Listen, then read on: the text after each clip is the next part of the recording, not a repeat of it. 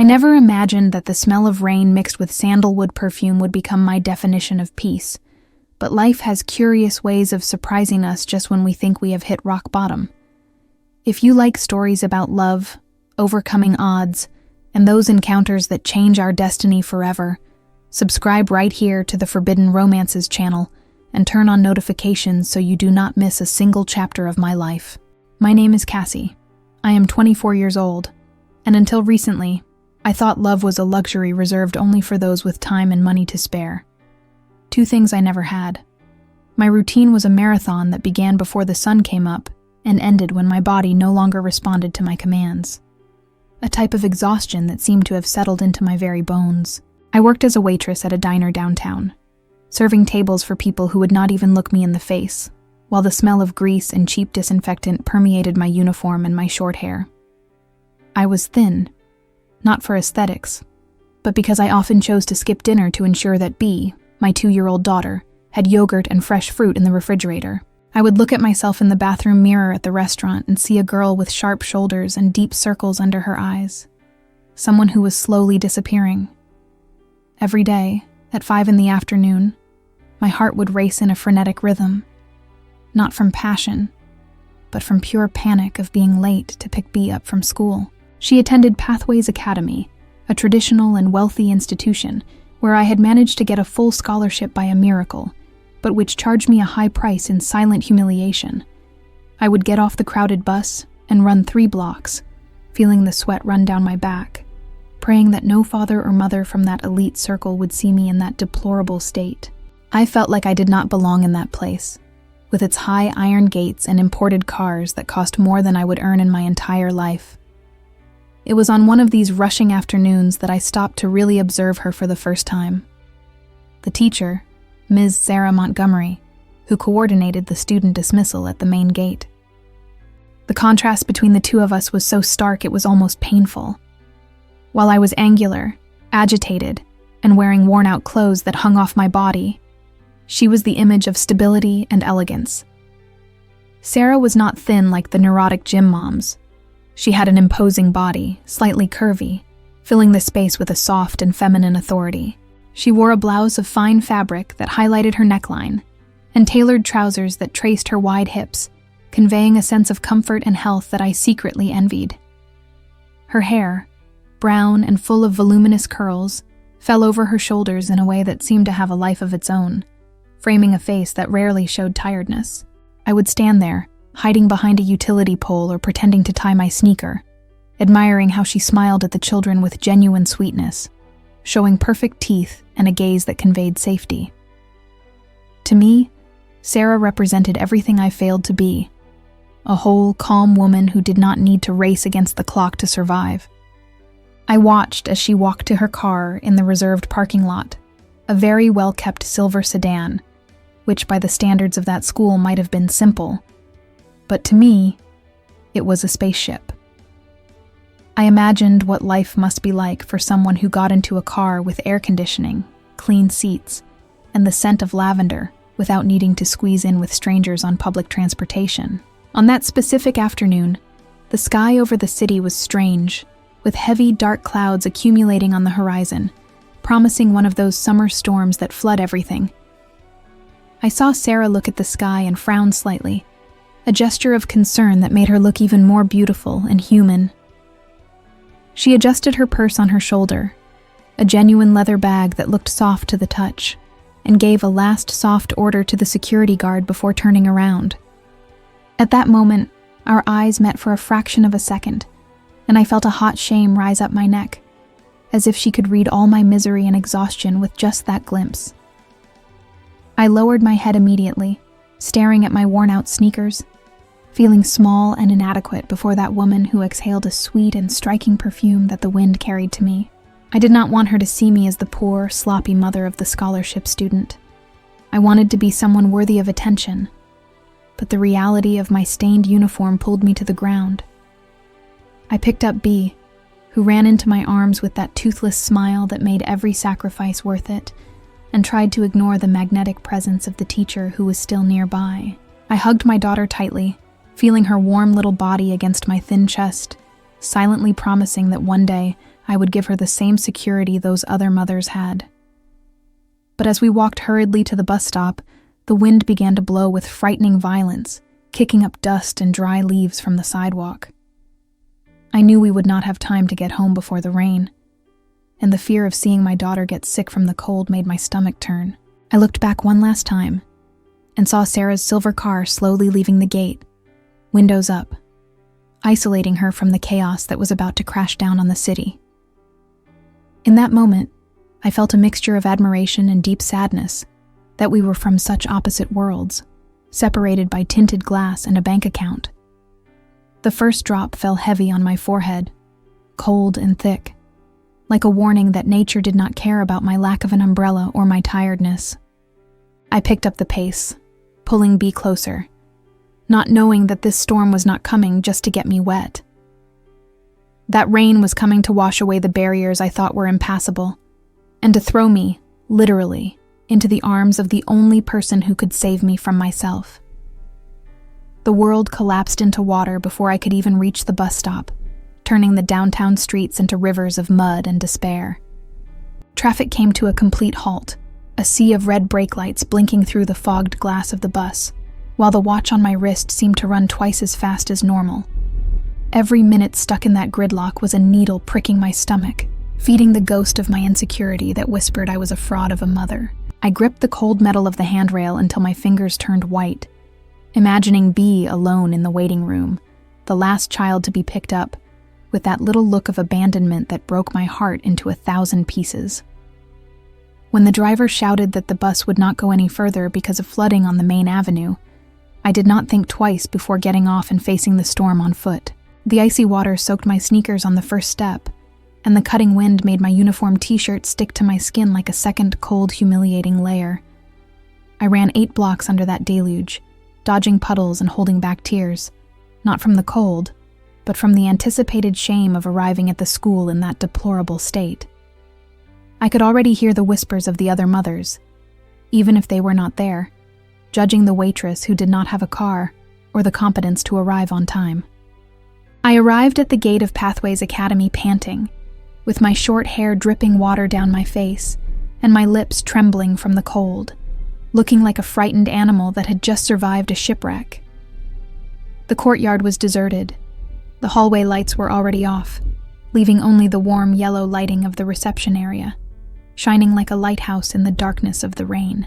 I pushed the heavy glass door with trembling hands, preparing my excuses, ready to lower my head and listen to the coordinator's lecture about responsibility and institutional rules.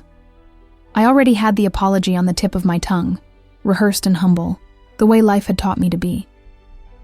But the scene I found on the other side of the glass made the words die in my throat, and my heart skip a painful beat. There was no frowning coordinator and no child crying in a corner. There was only silence, and an image that looked like it had come out of a margarine commercial, if it were not so real and palpable.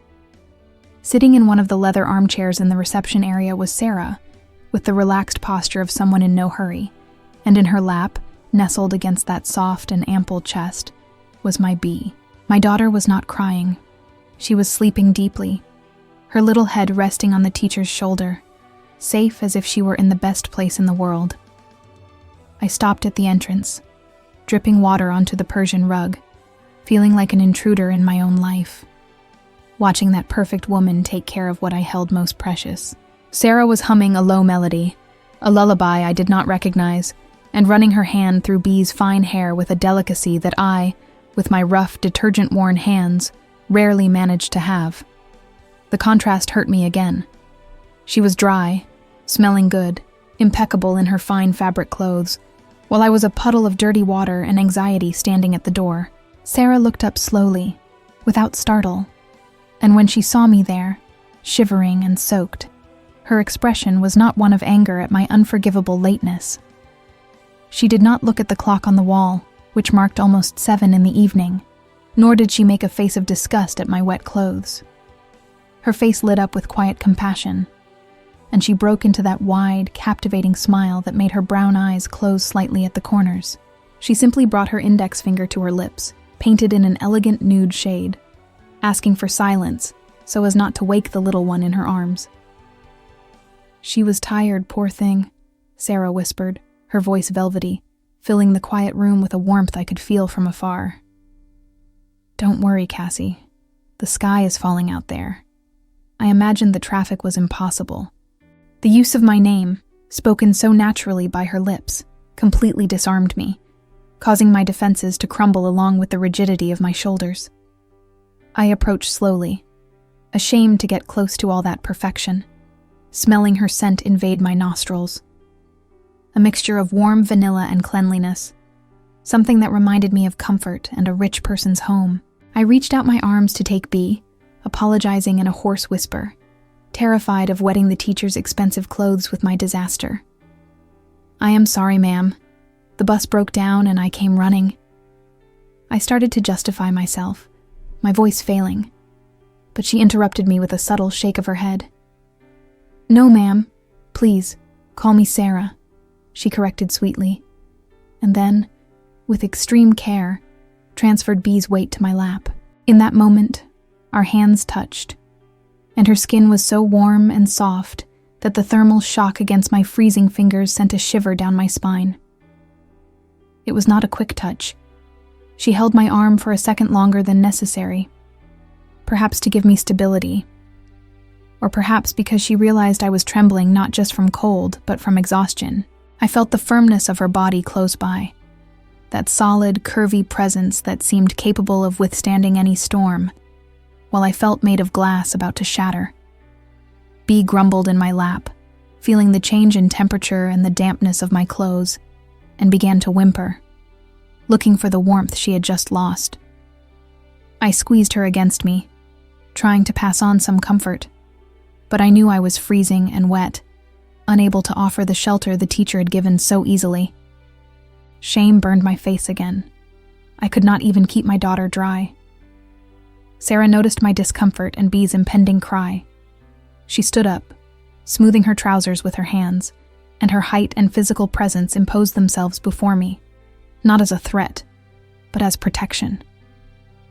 She looked at the glass door, where the rain seemed to have thickened even more, turning the street into a gray and dangerous blur, impossible to face on foot with a 2-year-old child. She turned to me, analyzing me from top to bottom with a gaze that was intense and indecipherable, stopping at my lips purple from the cold, and then at my wide eyes.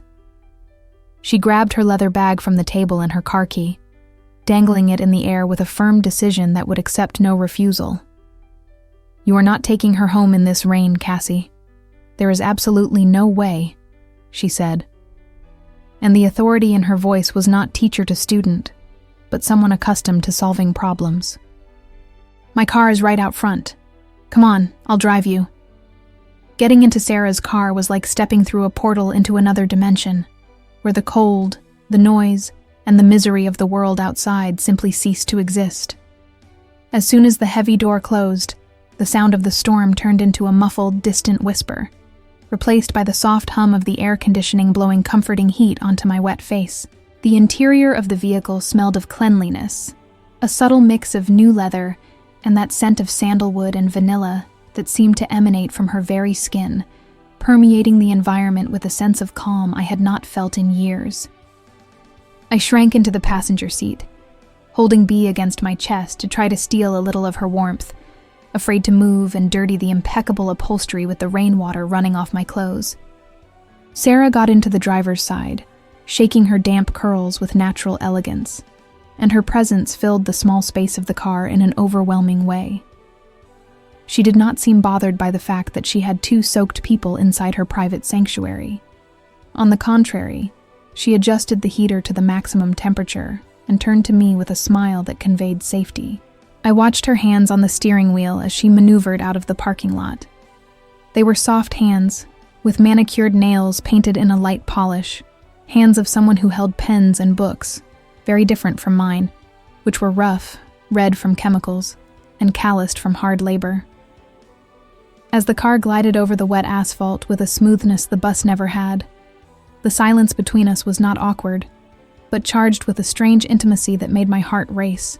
I was sitting next to the woman I admired from afar, seeing her profile illuminated by the streetlights passing quickly by the window. She drove with quiet confidence. Her imposing body relaxed in the seat. And I found myself wishing, for an absurd second, that this ride would never end, that I could stay there, protected and warm, forever. "Where do you live, Cassie?" she asked, her soft voice breaking my trance, without taking her eyes off the rainy road. The question made my stomach drop, bringing back the harsh reality of my life and the shame I carried like a shadow. I hesitated before answering, afraid to see the judgment on her face when I said the name of the neighborhood. A place on the outskirts where the asphalt was potholed and streetlights were a rare luxury. I murmured the address, lowering my eyes to Bee's little head, waiting for the uncomfortable silence or a suggestion to drop me off at a more accessible spot. But Sarah just nodded and turned on the blinker, changing the route without hesitation, as if it were the most natural path in the world. "That is far," she commented, not as a complaint, but as a thoughtful observation. "Do you make this commute every day by bus with her?" "2 buses to go, 2 to come back," I replied, my voice coming out more fragile than I would have liked.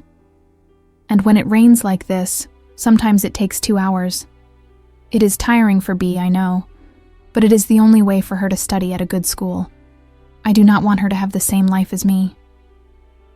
I felt Sarah's gaze burn on me for an instant, quick but intense, before returning to the traffic. She sighed, and the sound seemed to carry a weight I did not know she had. "You are very strong, Cassie. I see how you arrive running every day, always right on time, always exhausted," she said, and there was no pity in her voice, only a genuine recognition that made my eyes sting. "I admire that. Most of the mothers I deal with have nannies, drivers, and grandparents to help, and they still complain about being tired. You do everything alone and still manage to smile at your daughter when you arrive." That compliment dismantled me more than any criticism would, because I did not feel strong. I felt like a tightrope walker about to fall off the wire. I wanted to tell her that I cried in the shower so Bee wouldn't hear, that I counted coins to buy milk, and that my smile was often a mask to hide the panic. But there, in that warm, scented cocoon, I felt that maybe she saw something in me that even I could not see. "I do what needs to be done," I replied, trying to maintain composure while wiping a raindrop running down my nose. "I do not have much choice. Her father left before she was born, and my family lives in another state. It is just the 2 of us against the world." Sarah reached out her right hand, and, in an unthinking and quick gesture, lightly touched my wet shoulder. Her touch was warm, firm, and went through the damp fabric of my clothes like an electric discharge that warmed not only my skin, but something inside my chest that had been frozen for a long time. "It does not always have to be a war, Cassie," she whispered, withdrawing her hand slowly, as if she realized she had crossed an invisible barrier. "Everyone needs a truce once in a while, even warriors." We continued the rest of the way in silence, but the air inside the car had changed. It was denser, charged with unspoken words, and a connection beginning to form between the lines. When we turned onto my street, reality hit the window. The pavement ended, mud took over, and simple houses with unfinished siding emerged in the darkness. I felt ashamed of where I lived, of the rusty gate of the complex where my studio apartment was, of the absurd contrast between her luxury car and my gray world. Sarah stopped the car in front of my entrance, turning off the engine, and the sound of the rain became audible again, hammering on the roof. I prepared to get out, to thank her and run inside, but she turned to me, her face illuminated only by the yellow light of the street lamp, highlighting the soft curve of her lips and the intelligent shine in her eyes. She did not seem in a hurry to leave, and I, with my heart in my mouth, felt that ride had been just the beginning of a much longer and more dangerous journey for my lonely heart. The rain stopped during the early morning hours, but the storm in my life was just beginning. Bee woke up burning with fever, her small body sweating cold against mine, whimpering in a delirium that made my mother's heart collapse immediately. The old thermometer read 39.5 degrees, and I knew, with that tightness in the chest that only those who count pennies know, that the day would be a disaster. I called the restaurant with trembling hands, trying to explain to the manager that my daughter was sick. But the answer was dry and cruel. If I did not show up, I could consider the day docked and, perhaps, I did not even need to come back at all. I hung up the phone, feeling the weight of the world on my shoulders, looking at the refrigerator humming in the corner of the kitchen, and knowing the milk was running out, and the fever medicine had run out last month. The choice was impossible, but obvious. I could not leave my daughter alone in that state. I spent the morning putting cold compresses on her forehead, singing songs softly to calm her, while my mind did frenetic calculations of how we would pay the rent if I lost the job. With every dry cough from B, I felt more like a failure, as if poverty were a disease I could not cure. Around noon, when despair was already turning into silent tears, I heard light knocks on the metal door of my studio. My body froze. I was not expecting anyone, and visitors at that time usually meant late rent collection or a neighbor complaining about the child crying. I wiped my face on the hem of my t-shirt, fixed my messy hair, and walked to the entrance, preparing my usual excuses, praying it wasn't the landlord. When I opened the door, the air left my lungs in an incredulous gasp. It was not the frowning landlord. It was Sarah. She was standing in the narrow, dimly lit hallway of the building, holding 3 large grocery bags in each hand, clashing completely with that backdrop of peeling walls with her natural elegance. She wore a navy blue wrap dress that hugged her generous curves in a respectful but sensual way, and her scent, that perfume of sandalwood and cleanliness, invaded my home even before she said a word. "I didn't see B at the school entrance today, and I got worried," she said simply, as if it were the most normal thing in the world for a teacher to track down a scholarship student's address and show up at her door. I imagined yesterday's chill might have made her sick. Shame hit me like a slap in the face. I looked back at my tiny living room with the secondhand sofa that had torn upholstery, at the sink full of dishes, and at the walls that had needed painting for years. I did not want her to see that.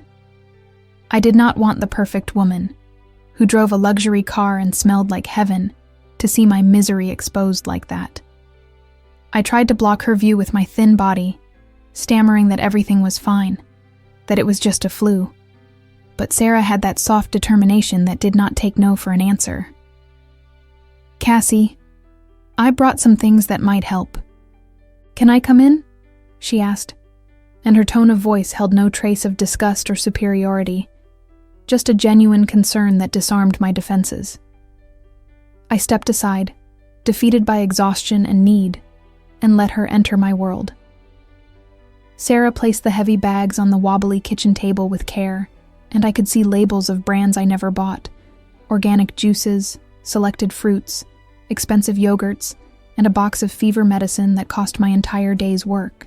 My eyes filled with tears, not just from gratitude, but from the humiliation of needing that, of having someone from the outside providing what I, as a mother, could not.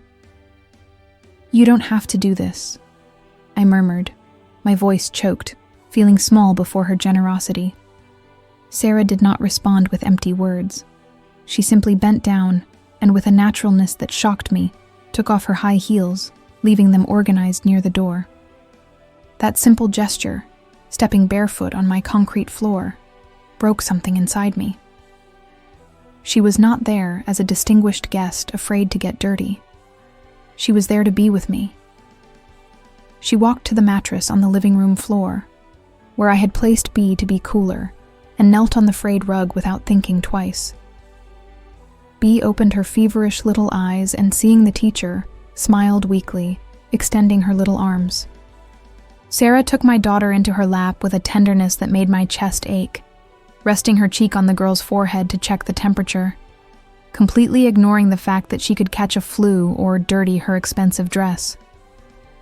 She began to talk to B, promising that the bad medicine would make the pain go away soon, and I stood there, frozen in the middle of the room, watching that surreal scene. Sarah's presence filled my empty house in a way furniture never would.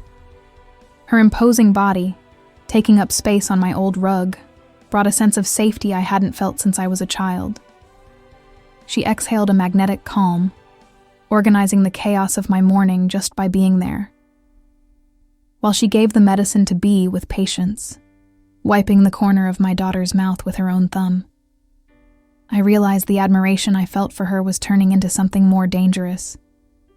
Sarah looked up at me, meeting my teary eyes, and smiled. It was not the social smile from school, nor the polite smile for rich parents. It was a conspiratorial, intimate smile, woman to woman. "Put some water on to boil, Cassie. We are going to make some tea, and you are going to tell me what is going on," she said, and the way she used the plural, we, as if we were a team, made me feel for the first time that day that I was no longer alone in the trenches. My kitchen was a cramped cubicle where 2 people barely fit, with old tiles I tried to keep clean with much effort, and a 2-burner stove that needed a trick with the match to light. Seeing Sarah in there, leaning against the stained synthetic marble sink, felt like a fever dream. She occupied the space with a grandeur that made the walls seem even narrower, and the contrast of her elegant dress against the dented metal cabinet was an image I would never forget. While the water boiled in the dented kettle, letting out a sharp hiss that filled the silence, I felt exposed, as if she could see through my clothes and my soul. I served the chamomile tea in 2 mismatched mugs, one with a chipped handle, feeling my hands shake slightly as I handed the cheap ceramic to her.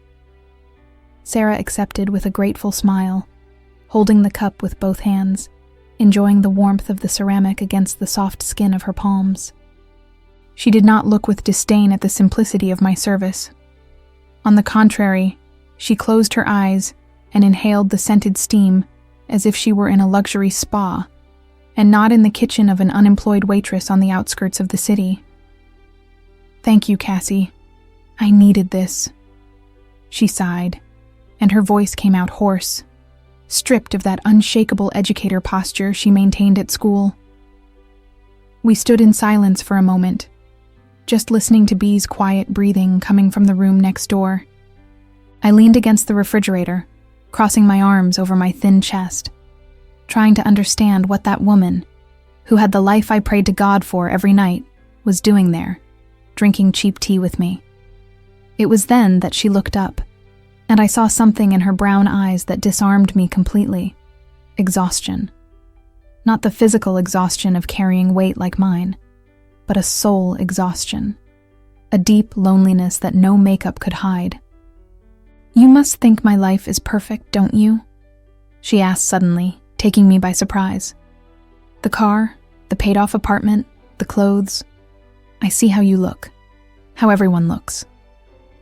I felt my face burn. I didn't know where to hide my face for having been caught in my envious admiration.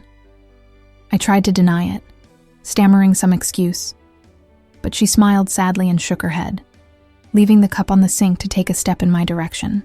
Her vanilla scent mixed with the tea vapor, creating an intoxicating atmosphere in that tiny space. "I fought hard to have all that, Cassie. I worked double shifts. I studied while everyone was having fun.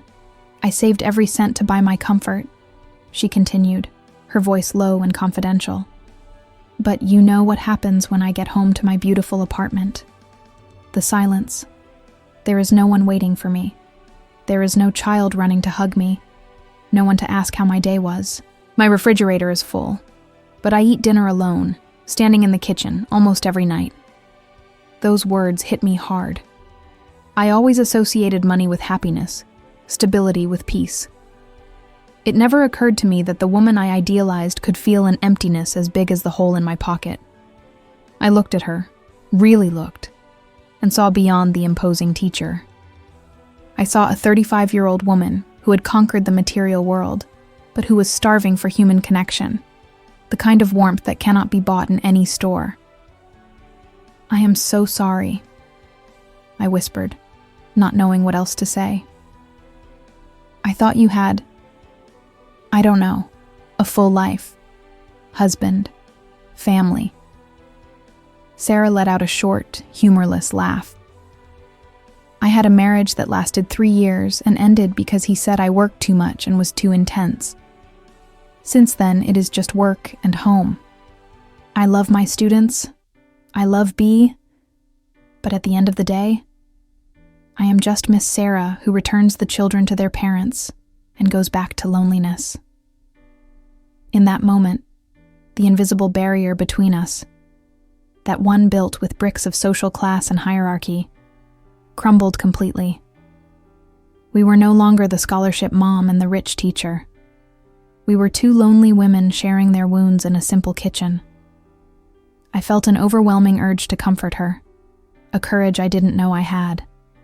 I took a step forward, closing the distance between us, and instinctively touched her arm. Sarah's skin was warm and soft under my rough fingers. She did not pull away. On the contrary, she leaned slightly in my direction, as if my touch were the anchor she was looking for. Our gazes locked, and the air became dense, charged with an electricity that made the hairs on my arm stand up. I could see the golden details in the iris of her eyes, could hear her breathing change rhythm, getting a little heavier. "You have something I do not have, Cassie," she said, in a whisper that brushed against my face. "You have a purpose. You have love overflowing in this small house. I felt it as soon as I walked in. Do not be ashamed of what you have built." Her compliment entered my chest and warmed places that had been cold for a long time. For the first time, I did not feel inferior. I felt seen, valued, and more than that, I felt a magnetic attraction pulling my thin body toward her curvy, fragrant body. It was a confused desire, mixed with gratitude, but undeniable. The moment was broken by the sound of B coughing in the living room. We pulled apart with a jump, as if we had been caught doing something wrong. Sarah adjusted her dress, her face slightly flushed, and I turned to the sink to hide the confusion stamped on my face. I need to go," she said, recovering her posture, but her voice still carried the vibration of our conversation. "It is getting late, but if you need anything, Cassie, anything at all, call me." I walked Sarah to the door, watching her put on her high heels and return to being the imposing woman the world knew. But before leaving, she stopped and looked at me one last time. That look promised that, despite her leaving, something between us had changed irrevocably. She was no longer just my daughter's teacher. She was the woman who had drunk tea in my chipped cup and left a piece of her loneliness in my hands. 3 days passed since that tea in my kitchen, and the memory of Sarah sitting on my worn sofa, barefoot and vulnerable, felt like a fever dream I tried not to revisit every 5 minutes. But the reality of Pathways Academy did not allow for daydreams. It was the night of the quarterly Parent-Teacher Association meeting, an event I feared more than being late on rent. The school auditorium was freezing, with the air conditioning humming in a low tone, and smelled of a sickening mixture of imported perfumes and hairspray. I sat in the last row, huddled in the red velvet chair, trying to be invisible inside my faded jeans and the white shirt I had starched with great care, but which still looked too simple next to the linen blazers and jewelry sparkling on the ears of the other mothers. Up front, on the illuminated stage, was her. Sarah. She wore a black pantsuit that hugged her curves with an authoritative elegance, her brown hair tied in a loose bun that let a few rebellious curls escape onto her neck. She spoke into the microphone with impeccable oratory, explaining the pedagogical methodology with the confidence of someone who dominated that world. While the other mothers took notes on tablets and latest generation cell phones, I just watched her, fascinated by how she managed to be so imposing up there and so sweet in my living room. Our eyes met only once during the lecture, and I felt an electric shock run down my spine when she sustained contact for a second longer than necessary, a silent secret shared in the middle of the crowd. When the meeting ended, social protocol required a moment of mingling in the lobby, with coffee and fine cookies. My desire was to pick up B in the playroom and run home, but I knew I needed to socialize, needed to show that the scholarship student's mother was polite and present. I walked to the coffee table, pouring myself a bit of black liquid just to have something to do with my hands, feeling the evaluating gazes burn my back. I was an outlier, the intruder in the exclusive club, and they made sure to remind me of that with the silence that formed when I approached. It was then that a tall woman, the mother of one of B's classmates, approached the table. She wore a silk dress and held a purse that cost my annual salary. She looked me up and down, with a smile that did not reach her cold eyes, and commented to another mother beside her, in a tone of voice purposely loud enough for me to hear. "It is admirable the charity the school does, isn't it? But honestly, I worry about the level of the class. Mixing children from such different origins can delay the development of our children. Home culture influences a lot, you know? Simple clothes, simple habits." Blood rushed to my face, hot and humiliating. My hand squeezed the plastic cup so hard it crumpled. I wanted to scream that my daughter was intelligent, that she knew how to read before everyone else, that my poverty was not contagious. But my voice stuck in my throat, suffocated by years of social conditioning that told me to lower my head and thank them for the crumbs. I felt tiny, ready to turn my back and run away crying, confirming everything they thought about me. But before I could take the first step of shame, I heard the unmistakable sound of firm heels hitting the marble floor. Sarah appeared at my side, not as the gentle teacher, but as a lioness defending her territory.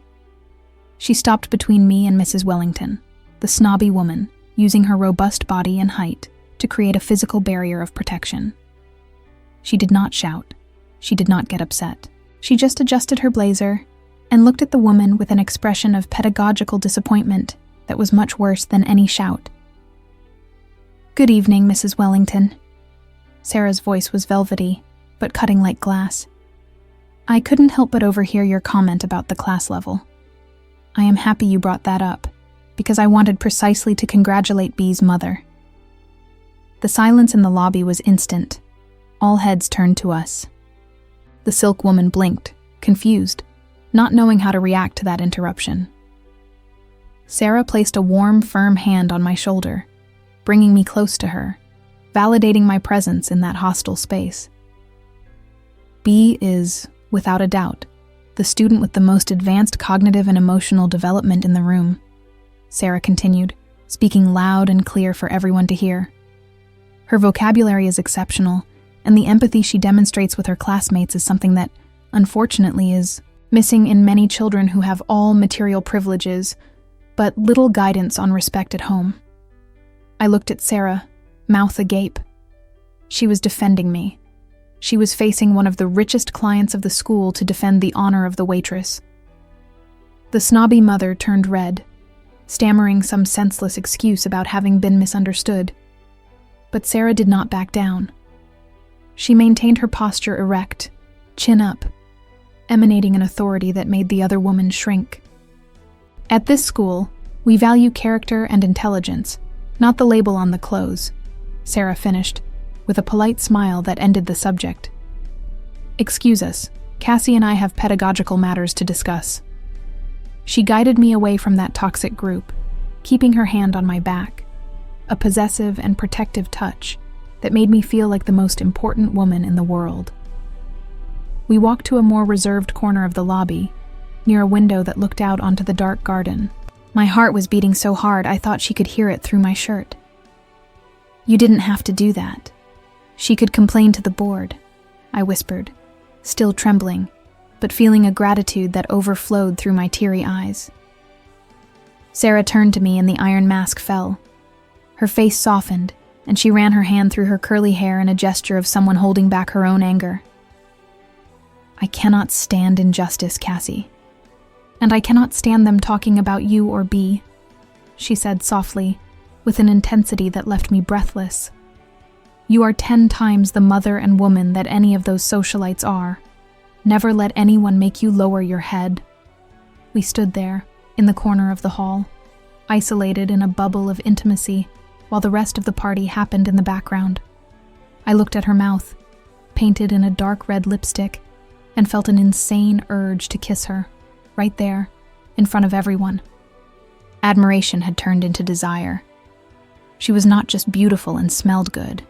She was loyal. She was strong. "Thank you, Sarah," was all I managed to say. But I put into those 2 words all the feeling that was growing in my chest. She smiled, that smile that made her eyes shine, and stepped closer, invading my personal space in a way that made me hold my breath. Her sandalwood perfume enveloped me. "Next week is the fall festival," she changed the subject, but her tone of voice was like someone making an indecent invitation. "I will need help at the fishing game booth. Do you mind being my partner? We will spend the whole night together." I nodded, unable to speak, feeling my body react to the promise implicit in that phrase. The whole night together. I knew this would not just be about handing out plastic prizes to children. It was a date with destiny, and for the first time in my life, I was not afraid of the future. I was anxious for it to arrive soon. The night of the fall festival arrived, bringing a cutting chill, typical of late autumn. But the courtyard of Pathways Academy was boiling with the heat of the artificial bonfires and the animated crowd. The smell of hot cider, buttered popcorn, and burning wood permeated the air, creating an atmosphere of nostalgia and joy that seemed contagious even for someone reserved like me. I had spent the entire week anxious, choosing my best flannel shirt, a red piece I had bought at a thrift store, and braiding my short hair with colored ribbons to try to blend in, not to look just like the improvised employee, but part of that magical universe. When I arrived at the fishing booth, my heart skipped beats, not from the noise of the snappers or the loud country music, but because I saw Sarah waiting for me, and she was stunning in a way that made my stomach do somersaults. Sarah had transformed the country attire into something high fashion. She wore an earth-toned flannel shirt, perfectly fitted, with buttons open just enough to suggest her neckline without showing too much, and dark jeans that hugged her generous curves and went down to a pair of genuine leather boots. Her curly hair was loose, voluminous, and wild, crowned by a small straw hat that, on her, looked like a runway accessory. When she saw me, she broke into that wide smile that lit up her face and waved, and I felt, for the first time in my life, that I was not invisible in the middle of those rich people. I was the chosen one to be by the side of the most beautiful woman at the party. The fishing booth was small, a confined space surrounded by bamboo and decorated with tissue paper flags, which forced us to stay in a dangerous and delicious proximity. As soon as I entered to take my post beside her, the world outside, with its screaming children and parents talking about trips to Europe, seemed to disappear, leaving only the 2 of us in that cubicle illuminated by yellow twinkling lights. The heat of Sarah's body radiated in my direction, fighting the cold wind that entered through the cracks, and every time she moved to grab a prize on the high shelf, I felt her sandalwood perfume mix with the sweet smell of candy apples, creating a fragrance that left me intoxicated. The work was frantic, with lines of anxious children extending their colored tickets, but we entered a perfect rhythm, a synchronized dance where we didn't need words to understand each other. I organized the plastic prizes, she handled the bamboo poles with a laughing dexterity, and at every shift change, our bodies bumped. They were accidental touches, her hip brushing mine when we turned in the tight space, her shoulder pressing against my thin arm, while we looked for the same toy in the box. With every contact, an electric current ran through my skin, making my hair stand up and my breath get shorter, but neither of us moved away. There was a moment when the line dwindled and we could breathe for a few seconds, leaning against the rustic wooden counter, watching the square dance of the high school students. Sarah laughed at something the principal said on the microphone, throwing her head back, and I found myself mesmerized by the line of her neck, by the pale and soft skin that disappeared under the collar of her shirt. She seemed so free, so different from the lonely woman who confessed her sadness in my kitchen, and knowing that I was her company that night gave me a sense of power and belonging I had never experienced. "You are doing very well, partner," she said, turning her face to me, and the proximity was such that I could see the golden flecks in her brown eyes and feel the warmth of her breath on my face. "I think we make a good pair, Cassie. In everything." The phrase "in everything" hung in the air, heavy and full of hidden meanings, and I swallowed hard, feeling my hands sweat cold. I wanted to answer, wanted to say that I would be her partner anywhere, but my voice vanished when she raised her right hand slowly toward my face. Time seemed to stop. The noise of the festival turned into a distant hum, and my universe reduced to the touch of her fingers on my skin. "You have a smudge of charcoal here on your cheek," she whispered, her voice hoarse and velvety, while she passed her soft thumb over my skin, cleaning the imaginary or real spot I no longer knew. Her touch was not quick. It was a slow, deliberate caress. Her thumb slid from my cheek to the corner of my mouth, brushing against my lower lip, with a gentle pressure that made my whole body shudder. I closed my eyes by instinct, tilting my face toward her hand, seeking more of that contact, hungry for the affection I hadn't received in years. I could feel her pulse in her fingertips, and for an insane second, I thought she was going to kiss me right there, in front of the whole school, under the light of the paper lanterns. When I opened my eyes, Sarah was looking at me with an intensity that bordered on devotion. Her lips parted and pupils dilated. There was no more hierarchy, no more teacher and waitress. There were only two women vibrating on the same frequency of desire and fear. She withdrew her hand slowly, as if it hurt to interrupt the contact, and took a deep breath, trying to recover composure as a group of parents approached the booth laughing loudly. "The shift is ending," she murmured, her voice still trembling, diverting her gaze to arrange a pile of prizes that didn't need arranging. "After this, let's take things to my car. I need to talk to you away from this noise." The following hours passed like a blur. I continued working on autopilot, handing out snappers and dolls. But my mind was trapped in that touch, in the silent promise that shone in Sarah's eyes. I saw how she looked at me sideways, how she bit her lower lip when our arms touched, and I realized that the barrier separating us had turned into a very thin thread, about to snap. The unreachable woman was within my reach, and the fear of ruining everything competed for space with the crazy desire to throw myself into her arms. When the festival finally began to empty out and the courtyard lights were dimmed, we started to dismantle the booth in silence, putting the leftover prizes in cardboard boxes. The physical fatigue was real, but the adrenaline of expectation kept my senses on high alert. Every movement of hers, the way she bent down to pick up a box, highlighting the curves of her body, was sweet torture for my eyes. "Shall we?"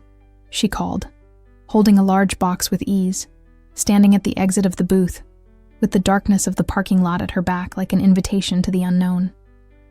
I picked up the other box, feeling my legs shake slightly, and followed her. We walked toward her car, away from the spotlights and the music that was now low and melancholic.